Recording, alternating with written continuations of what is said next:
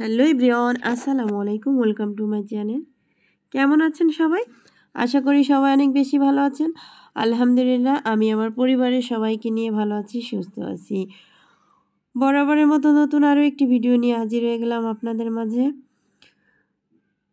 অনেক দিন হচ্ছে ভিডিও দিতে পারি না, অনেকটা শরীর খারাপ ছিল, তারপর হচ্ছে জ্বর হলো, বাসা চেঞ্জ করলাম, সব কিছু মিলিয়ে যাই হোক আজকের ভিডিওটি আপনাদের মাঝে শেয়ার করতে পেরে আলহামদুলিল্লাহ। আর ভিডিওটি দেখে অবশ্যই লাইক কমেন্ট করবেন, আর যদি চ্যানেলে নতুন হয়ে থাকেন চ্যানেলটিকে সাবস্ক্রাইব করে নিতে পারেন, আর যদি তাও অবশ্যই করে থাকেন তাহলে আপনাকে অসংখ্য ধন্যবাদ।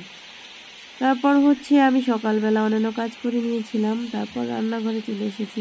আর এসেই দেখি কি বৃষ্টি হচ্ছে, আর এরকম বৃষ্টি দেখতে ভালো লাগে, রান্না করি আর বৃষ্টি দেখি। তবে বৃষ্টির ভিতরে যারা ঘরে বসে থাকে তাদের জন্য খুবই ভালো, আর যারা বাহিরে থাকে তাদের জন্য বৃষ্টি মোটেও আনন্দের নয়। আর বৃষ্টির আওয়াজ দেখুন কতটা জোরে বৃষ্টি হচ্ছিল। আর আমার হচ্ছে অনেক দিন ধরে জ্বর হয়, কণ্ঠটা একদম চেঞ্জ হয়ে গেছে, কিছু খেতে পাচ্ছিলাম না। যাই হোক আগে থেকে একটু ভালো হয়েছে আলহামদুলিল্লাহ। তারপর হচ্ছে আমি এদিকে রান্নাটাও করে নিচ্ছি, আর যেহেতু বাচ্চাদের তো খাওয়াতেই হবে, আর আমিও আগের থেকে কিছুটা খেতে পারছি। আর যাই হোক জোর করে তো খাওয়াই লাগবে, না খাওয়া দাওয়া করলে তো আমি সুস্থ থাকবো না, আর আমার বাচ্চাদের কে দেখবেন। আর আমরা যারা গৃহিণী মায়েরা আছি, আমাদের সব সময়ের জন্য নিজেদের যত্ন নিজেদেরই করা লাগবে, কারণ আমরা যদি অসুস্থ থাকি তাহলে আমাদের পরিবারটাই পুরো অচল হয়ে যাবে, তাই না? যেমন আমি অসুস্থ ছিলাম, আমার পুরো মানে রুমটাই মনে হচ্ছিল যেন কেমন একটা অগোছালো অসুস্থতায় ভরে গিয়েছিল। যাই হোক শাশুড়ি ছিল কয়েকদিন, তারপর হচ্ছে আমার পাশেই আছে আমার এক প্রিয় ভাবি। যাই হোক সাইডম্যান ভাবি যদি ভালো পাওয়া যায় পৃথিবীতে, মনে করি আমার মতো সুখী আর কেউ নাই। অনেকটা অসহায় জীবনযাপন করছিলাম একটা বাসায়, আপনাদের মাঝে বলি। আমি ওখানে মাত্র ৫ মাস ছিলাম। ওখানে আমি যে একটু মনের কথা খুলে বলবো, কারোর সাথে শেয়ার করতে পারিনি, কারণ পাশেই সব ছিল ব্যাচেলার ছেলেমেয়েরা। এজন্য আমি কারোর সাথে কখনোই মিশতাম না। আর এখানে আসার পরেই কিছুদিন পরে আমি একজনকে পেয়েছি। যাই হোক আপনাদের সাথে আমার অনেক আগে থেকে সব রকমের কথা শেয়ার করা হয়, অনেক ভালো লাগে।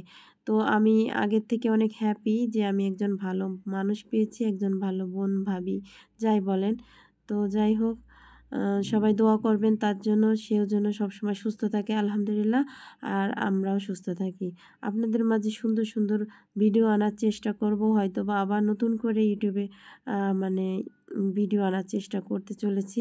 সবাই যদি সাপোর্ট করেন, ভালোবাসা দিয়ে এভাবে পাশে থাকেন, তাহলেই কিন্তু আমি ভিডিও করার অনুপ্রেরণা পাবো। একটা সময় ছিল ইউটিউবে ভিডিও মানে এত ভালো লাগতো যে সারাদিন ইউটিউব নিয়ে বসে থাকতাম। আর যখনই চ্যানেলটার সব কিছু কমপ্লিট হয়ে গেলো তখন থেকে আমার আর কিছুই ভালো লাগে না, এখন আর এগুলো করার সময় পাই না। অথচ এগুলোর জন্য একটা সময় অনেক সময় নষ্ট করেছি, আপনারা খুব যারা পুরাতন বন্ধুরা আছেন সবাই জানেন। তো যাই হোক যারা এতক্ষণ ধরে আমার বকবক শুনতেছেন সবাইকে অসংখ্য ধন্যবাদ। আর এই যে গাছগুলো আমি অনেক দিন ধরে গ্রাম থেকে এনেছি, তো একে একটা নির্দিষ্ট জায়গা দেওয়ার দরকার ছিল, তো আমি একটা কাচের জারে কিছু পাথর দিয়ে গাছগুলো ভালো করে দিয়ে এখানে রেখে দিলাম। দেখুন কতটা সুন্দর লাগছে, আরও বেশি সুন্দর লাগবে সুন্দর একটা জায়গা দিলে। তো এখানে আমি মেয়ের পড়ার টেবিলে বসিয়ে দিয়েছি। যাই হোক এখন শেষমেশ থাকবে কিনা আমি জানি না, যেহেতু বাচ্চা আছে ছোট একটা। আর কেমন হয়েছে অবশ্যই কিন্তু জানাবেন।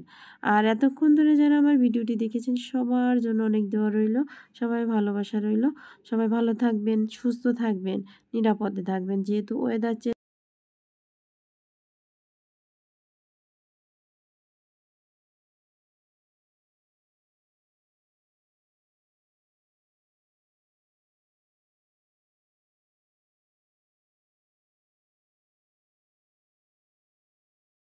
যেহেতু বাসায় একটু ছোট বাচ্চা আছে, আমি সুন্দর করে সাজাতে পারি না, আসলে শখ করে, কিছু করার নেই। তারপর দিলাম দেখি কি করা যায়।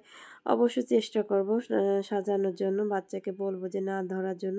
তারপরও জানি না কি হবে, যেহেতু কাচের এটা। সবাই ভালো থাকবেন, আল্লাহ হাফেজ।